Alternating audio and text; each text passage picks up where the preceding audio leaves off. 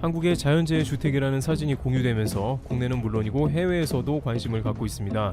특히 가까운 나라인 일본에서는 자연재해가 많기 때문에 일부 일본에 사는 한국인들도 관련 내용에 관심을 가지며 의견을 표했다는데요. 한국의 이동식 재난주택을 보며 놀랍다고 하는 것은 여러 가지 이유가 있었다고 합니다. 아무래도 자연재해가 많은 일본과 다양한 면에서 비교가 된 것 같은데요. 그런데 일본은 자연재해가 매우 빈번한 나라이기 때문에 이와 관련한 다양한 준비가 되어 있었지만 오히려 한국의 재난주택을 보고 감탄을 한 것은 왜 그랬는지 그 이유에 대해서 궁금함을 자아내고 있습니다. 우선 한국의 이동식 자연재택 주택을 공급한 업체는 자신들이 정부 지자체가 납품한 자연주택을 공개하면서 자세한 부분을 설명하면서 단기간에 충분히 거주할 만한 장소임을 밝히기도 했습니다.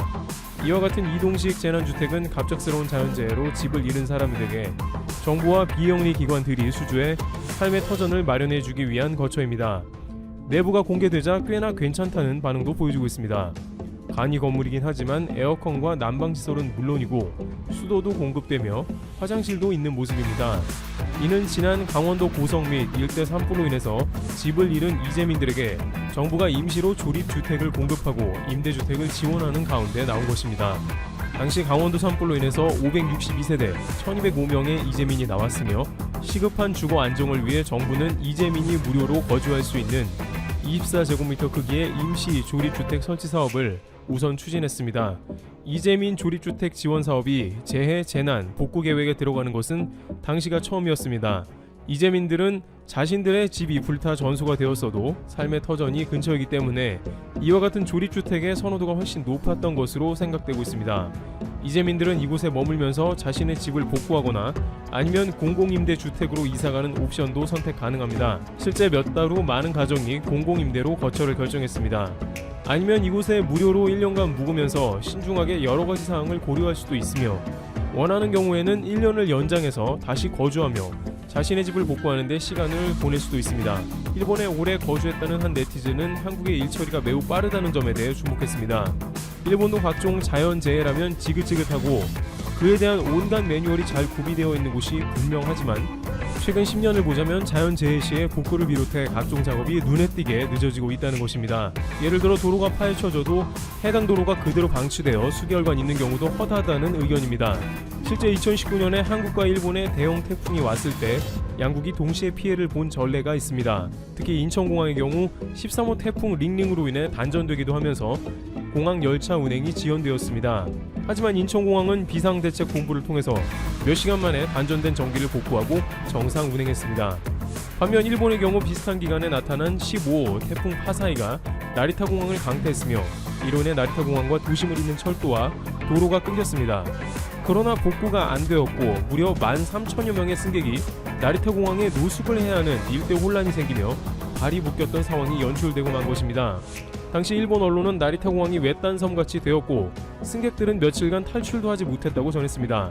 인천공항과 나리타 공항 모두 아시아를 대표하는 허브 공항으로 유명했는데 이렇게 재난 상황에서는 극명하게 차이가 갈렸다는 평가가 나옵니다. 심지어 나리타 주변에 피해가 컸던 치바 지역에서는 약 한 달 동안 전기가 제대로 공급이 되지 않았고 도로 복구도 되지 않아 주민들의 불편이 이어졌습니다. 그때만 해도 코로나가 없었고 도쿄올림픽 준비가 한창인 시기였는데 많은 일본의 시민들은 나리타 공항이 이렇게 복구가 늦는다면 도저히 올림픽을 치르는 게 불가능하다며 우라통을 터뜨렸습니다. 일본 소식통에 따르면 일본의 자연재해가 매년 더욱 심해지는 국면도 있는 데다가 동일본 대지진 등 해마다 중앙정부에서 집행하는 재난 관련 비용이 기하급수적으로 늘어나고 있는 상황이라고 전합니다. 또한 이런 자연재해 상황에서 때로는 중앙정부와 지방정부 둘 중에 누가 자금 집행을 하는가 하는 문제도 발생해서 서로 제대로 협의가 안 되면 일부 도로나 철도의 복구가 하염없이 지연되는 면도 생기는 것이죠. 게다가 일본 정부 소유였던 도로나 철도 등이 민간으로 바뀌면서 복구가 늦어지는 부작용도 더해졌습니다. 한편 자연재해가 생기면 부실한 숙소를 제공하는 것도 일본 지역사회에서 적지 않은 문제가 된다고 지적받습니다. 한국에서도 어느 정도 알려진 임시용 골판지가 제공돼 칸막이나 침대 등으로 이재민이 활용하고 있습니다만 냄새도 그렇고 내구성도 떨어지기 때문에 장기간 이재민들이 활용하기에 매우 부적절하다는 것입니다. 그렇지만 이러한 골판지 대기소는 올해에도 등장하며 여전히 불편을 자아내고 있다는 소식이 들려옵니다. 지난 7월에 일본 규슈에 기록적인 폭우가 쏟아지고 산사태 등이 발생해 주민 대피령 등이 내려졌고 그에 따라 규슈 지역에 수용시설이 마련되었지만 골판지로 간이 칸막이를 해놓으며 구설수에 올랐습니다. 게다가 올해는 코로나로 인해서 같은 공간에서 지내는 것은 집단 감염의 위험이 매우 높습니다. 일본 당국은 대피자들 간에 최대한 거리를 넓혀서 골판지 칸막이를 설치하고 있다고 설명하고 있지만 일부 이재민들은 골판지 숙소에 입소를 거부하고 자신들의 차량에서 지내겠다는 의사를 표했습니다. 코로나 고위험군인 고령자들도 많이 있기 때문에 자칫 코로나 감염이 크다는 이유로 거절한 것입니다. 하지만 일본 당국은 골판지 대기소는 나리타 공항에 입국하는 외국인 격리소에도 동일하게 쓰이고 있다며 안전상에는 큰 문제가 없다는 입장을 보이고 있습니다. 하지만 이 역시 한국의 격리시설과는 비교가 되는데요. 한국의 공항 근처 임시 격리시설의 사진을 보게 되면 깨끗한 독립숙소에서 홀로 지내게 되어 있음을 알 수 있습니다. 나리타 골판지 격리 대기소는 독립장소가 아니라 칸막이로 되어 있어 자칫 집단 감염이 될 수 있다는 것입니다. 일본의 진보 언론 등은 골판지 회사를 심층 취재해서 미쯔비시 상사라는 것을 보도하기도 했으며 미쯔비시 상사는 아베의 친용 회사라는 것이 알려지며 일본 내 대량 골판지 공급의 이유라는 말이 돌기도 했습니다. 하지만 일본 소식통은 전반적으로 과거보다 재복구의 속도를 비롯해서 이재민들을 위한 처우가 많이 악화되었다며 한국의 이동식 재난주택과 같이 안전하고 깨끗하면서 국민들이 보호받는 게 가장 좋다는 의견을 내기도 합니다. 일각에서는 다소 황당한 것은 일부 이동식 주택은 일본에서 개발되어 한국에서 수출되었다고 전합니다. 일본은 각종 재해로 이러한 이동식 주택이 예전부터 필요했고 개발되었는데 정작 자연재해에 잘 써먹은 게 한국이 아니냐는 볼멘 소리가 나온다는 것입니다. 또한 일본에서 각종 이동식 주택을 개발해 놨지만 각 부서별로 처리 매뉴얼이 다르기 때문에 행정 처리가 늦어 골판지 같은 간이 장치가 아니라 주택이라면 비용 집행부터 해서 모든 처리가 상당히 늦어지며 한국과 같은 신속한 처리는 사실상 불가능하다는 것이죠. 여기에 일부 일본 주민들은 후쿠시마 동일본 대지진 이후에 여러 장소에 대피소가 지어지기는 했지만 정부에서는 올림픽 이전에 이들을 모두 철수시키려 한다는 다소 믿기 힘든 주장을 하기도 했습니다. 지난 코로나 재난지원금 집행 부분에서도 일본은 우편으로 관련 서류를 접수하는 모습이 나오면서 아직까지도 재난지원금을 못 받은 사람이 있다는 이야기가 나오고 있을 정도로 행정이 느린 것입니다. 고노다로 방위상은 이번에 행정개혁 담당상으로 부임했지만 정부 행정의 디지털화는 둘째치고 당장 서류에 도장 찍는 문화를 없애기 위해서 6개월 이상 관련 부서와 협의를 해야 하는 실정입니다. 한편 일본 말고 다른 국가에서도 이동식 주택은 볼 수 있습니다. 특히 미국과 같은 곳에서는 각종 대형 트럭들이 집 자체를 실어 이사 다니는 풍경이 발견되곤 하는데요. 일부 지역에서는 집값이 너무 비싸고 렌트비도 많이 나가 집만 통째로 이사를 다니는 경우가 나오는 것입니다. 그런데 작년 4월에 강원도 산불이 나면서 한국에도 이와 비슷한 풍경이 처음으로 연출되었습니다. 이러한 이동식 주택 아이디어를 이재민들에게 처음으로 적용하는 기지를 발휘한 것이죠. 관계당국은 산불 피해를 본 이재민들이 불편을 겪지 않도록 최대한 신속한 지원에 나섰으며 국민들까지 이재민들을 위한 조립주택을 각종 채널을 통해서 모금하며 재정적인 지원을 했습니다. 특히 비영리 단체들도 나서서 조립주택을 짓는 데 도움을 주기도 하는 모습이 나왔습니다. 이런 단체를 비롯한 지자체가 마련한 이동식 주택은 트럭에 실려서 강원도의 산불 지역에 배달됐습니다. 헤비타트 회원들은 12채 정도의 조립주택을 배달하고 해당 지역에서 직접 완성하며 구슬땀을 흘렸습니다. 당시 설치된 주택은 일반 목조주택을 6평으로 축소한 것으로 한국 헤비타트의 목조건축 전문가 양성기관인 충남 천안의 목조건축학교에서 50기 교육생들이 5주간의 교육기간에 제작한 것이 이렇게 쓰인 것입니다. 지난 25년간 국내외 재난지역의 주거 지원으로 피해가정 자립을 도와온 한국 헤비타트는 이어지는 모금 상황에 따라 대응 프로그램을 확대 시행할 계획이라고 밝혔습니다. 국가에 재난이 왔을 때 순식간에 힘을 모아서 빠른 시일 내에 이를 해결하려는 의지를 통한 한국인들의 저력이 다시 한번 발휘된 장면. 국민 지지율이 70%를 넘어섰습니다. 일본 민영방송 뉴스네트워크 JNN이 여론조사를 실시했는데요. 지난달 발표된 같은 조사 결과보다 지지율이 8.3%포인트 높아졌고 지지할 수 없다는 부정응답은 12%포인트 줄어든 24.2%였습니다. 조사 방법이 달라 단순히 비교하기 어렵지만 새 내각 출범 당시 기준으로 역대 4번째로 높은 지지율을 기록했죠.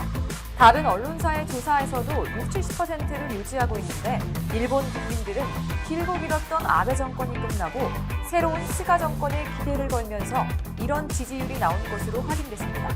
자국민들은 나름 희망을 기대하고 있는 상황에서 세계적인 투자 전문가 짐 로저스 회장은 또다시 일본 젊은이들에게 당장 모국을 떠나라고 말해 화제가 됐는데요. 도대체 일본에 무슨 일이 생겼길래 이렇게 강하게 경고한 걸까요? 영상 시작 전 좋아요와 구독 부탁드립니다. 로저스 홀딩스 회장 짐 로저스는 3년 전 아베 정권 때도 내가 10세 일본인이라면 나라를 떠날 것이라고 말했던 만큼 일본의 전망을 어둡게 전망하고 있습니다. 그가 이번에도 탈일본을 강조하는 건 새롭게 출범한 스가 정권이 아베노믹스를 그대로 계승하면서 일본 경제의 앞날이 어두울 것으로 보기 때문인데요. 그러면서 일본에 이처럼 불행한 일은 없다고 강하게 지적했죠. 로저스는 이번 기고에서도 대규모 금융 완화와 적극적 재정 투입을 근간으로 하는 아베노믹스를 일부 중개업자와 대기업에만 혜택을 주는 실체, 일본을 파괴하기 위한 정책이라며 폭평했습니다. 아베 정권이 그동안 금융 완화를 통해 엔화 약세를 유도하면서 주가를 끌어올리는 데 성공했지만 훗날 물가가 오르면 국민이 고통을 받게 된다는 게 로저스의 주장인데요. 실제로 이런 통화 절하 정책으로 중장기 경제 성장을 달성한 나라는 역사상 한 곳도 없습니다. 또 일본의 고령화와 인구 감소가 급속히 진행되는 것을 꼬집으며 이대로 간다면 일본은 100년 뒤엔 없어질지도 모른다고 말했죠. 더불어 로저스 회장은 21세기 후반엔 중국을 비롯한 아시아의 세기가 될 것이라고 예측했는데요. 그러면서 북한이 개방된다면 우수한 노동력 덕분에 투자가 쏠려 한국이 크게 성장하고 일본은 아시아의 성장에서 밀려날 것이라고 전망했습니다. 짐 로저스의 말이 얼핏 보면 일본을 비난하는 것 같지만 그는 오히려 일본을 좋아하기 때문에 일본인들에게 엄격한 메시지를 전하고 싶다고 밝혔죠. 이런 로저스의 걱정에도 일본에선 안타까운 일들이 벌어지고 있습니다. 코로나 장기화로 심각해진 일본의 경기 불안이 취약계층과 특히 여성들에게 극단적인 선택인 자살로 이어지고 있는 겁니다. 마이니치 신문에 따르면 올해 8월 일본의 자살자 수는 작년 8월보다 251명이 증가해 1,854명으로 나타났습니다. 분명 지난 6월까지만 해도 자살자 수가 꾸준히 감소해왔었는데 8월 들어 급격히 그 수가 늘어난 겁니다. 여기엔 30대 이하 여성 자살자 수의 급증이 영향을 미쳤는데요. 1,854명 중 여성은 651명으로 작년 같은 달에 비해 40.3%나 늘었고 30대 이하 여성으로 범위를 좁히면 증가율이 74%나 됩니다. 이러한 사태에 대해 코로나19가 불러온 불안이 취약계층에게 상상 이상의 고통을 주었고 때문에 실업률과 자살률이 함께 높아졌을 거라는 분석이 나오고 있습니다. 실제로 일본의 완전 실업률은 3년 3개월 만에 3%대에 들어섰는데요. 여기서 완전 실업률이란 매달 일본 총무성이 발표하는 대표적인 실업 관련 통계치로 전체 경제활동 인구 중 일할 의사는 있지만 주중 1시간도 유급노동을 하지 못한 인구의 비율을 나타냅니다. 이번 총무성이 발표한 통계에 따르면 8월 일본 전국 완전 실업자 수는 총 206만 명으로 작년 동월 대비 49만 명이 증가했습니다. 이런 최악의 일본 경제 상황에 국민들이 죽어나가고 있는데도 그러거나 말거나 스가 총리는 취임한 지 한 달도 되지 않아 본인의 권력 휘두르기를 과시하며 벌써부터 잡음을 내고 있습니다. 그중 하나는 일본판 블랙리스트 사건으로 스가 총리가 아베 정권의 우경화 행보에 비판적 목소리를 낸 학자들을 일본 학술회의 회원 임명에서 제외한 겁니다. 일본 학술회의는 1949년에 출범해 각 분야의 학자들이 일본 정부에 정책 제언을 하고 연구 예산 배분 과정에서 적지 않은 영향력을 행사해 학자들의 국회로도 불리는데요. 일본 정부가 예산을 부담하지만 독립적으로 직무를 수행하도록 규정돼 있습니다.